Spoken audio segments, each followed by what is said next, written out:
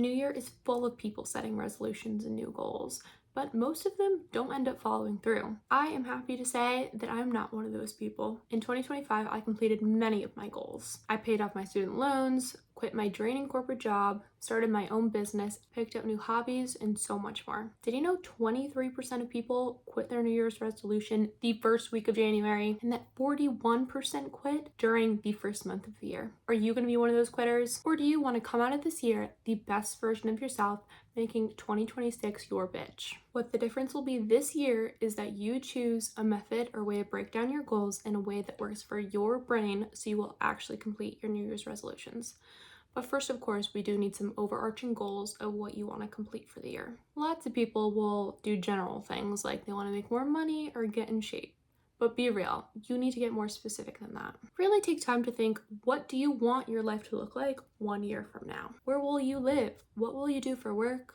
Who are you with? What do you do for fun? Really, what does your life look like?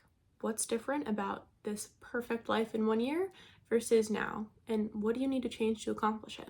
For instance, I currently live in Connecticut with my parents. I work for myself, but it's not really enough money to fully fund my life just yet. My life is full of hobbies, like knitting and making sourdough, which I love to do and want to do more of this year. But my overall passion and reason for getting up every day is traveling. Traveling is my favorite, and I have some places that I really want to go this year: Costa Rica, Spain, and Peru. But when I think about myself in 1 year's time, I imagine myself, I will be living in New York City. I will be fully supporting myself with photography, social media management, maybe even this.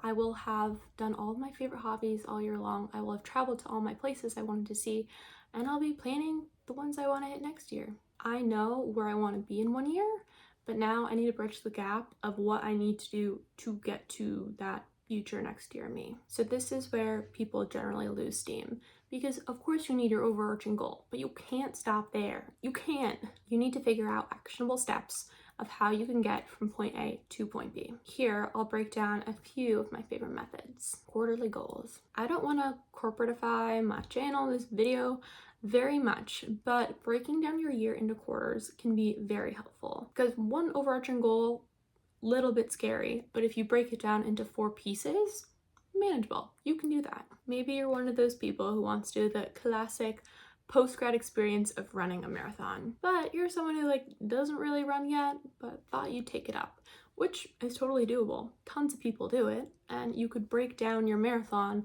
into quarters.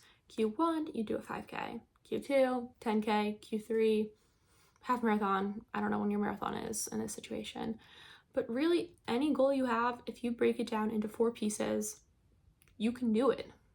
You just need to focus and not lose out on that goal. Have it written down somewhere, have it be your home screen, put it on your calendar. Another great way to keep this promise is actually to tell everyone. If you tell everyone you're going to do something and then you don't do it, it's real embarrassing. Tell everyone I know you're going to do it, so then you can't limp out. You gotta do it. You gotta do it for them and for you, but mostly for you. That's more important. And you do not need to have a billion goals. Believe me, been there, done that, does not work. Especially if you aren't great on following through. Just have a few goals that you can break down into manageable pieces and still improve your life and reap the benefits of staying true to your word. There is a Japanese concept for one big challenge every year called misogi. This can be anything that pushes your limits as long as it's something meaningful and purposeful to you. I know for a fact that you and me, we can do things that in our brain we probably couldn't comprehend that we could do. Before even knowing that misogi was the name for it, I completed a few misogis of my own. One of mine was moving to Spain. What if I got lost? What if I didn't make friends? I moved into an apartment with 2 girls that I had never met in person before. We just texted off of Facebook. And so many people told me, I don't know how you did that. I could never do that. But really, I think if you're watching this, we live such privileged lives. You really don't know what you could do if you had to. So why limit yourself when there are fun things you could do? I had so many worries about what could have happened, but you know what? It all worked out, and it was genuinely the best year of my life. I had another smaller misogi. My senior year of college, a few days before I literally walked across the stage to graduate, I wanted to walk a marathon in a day. Granted, I had been training up for this because I thought it was a fun idea. So I walked a marathon in a day. Am I going to damage my feet and I have to walk in heels across that stage? But You know what? You know what happened? It was fine. I survived. It's a great story. People ask me all the time, how did you do that?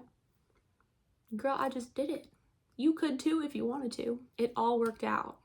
And going through all these challenges has made me realize, like, no matter what happened, no matter if there was some small error or detour and things didn't go perfectly, it's life. Things aren't going to go perfectly. So going through challenges like that, I know that no matter what challenge I face, that I'm going to come out the other side and I'm going to be okay. So maybe you need a misogi this year. So starting to do your own misogi can give you that self-confidence and also the personal satisfaction that you did what you said you were going to do. So if you just want to take it easy this year, do one big goal, maybe find a misogi for you.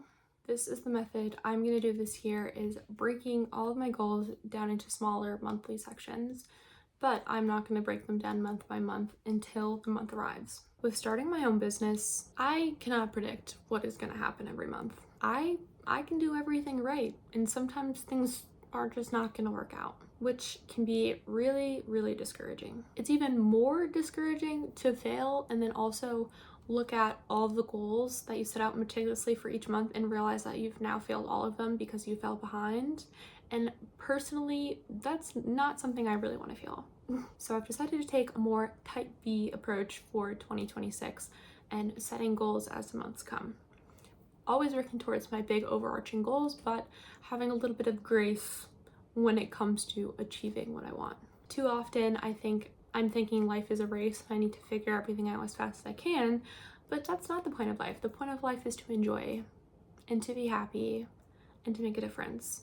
So don't be like me, running yourself into the ground, trying to do everything. Give yourself some grace and maybe do my method this year, setting a goal every month as they come, because that's certainly what I'll be doing. I think step one, be honest with yourself. Be honest about what you want.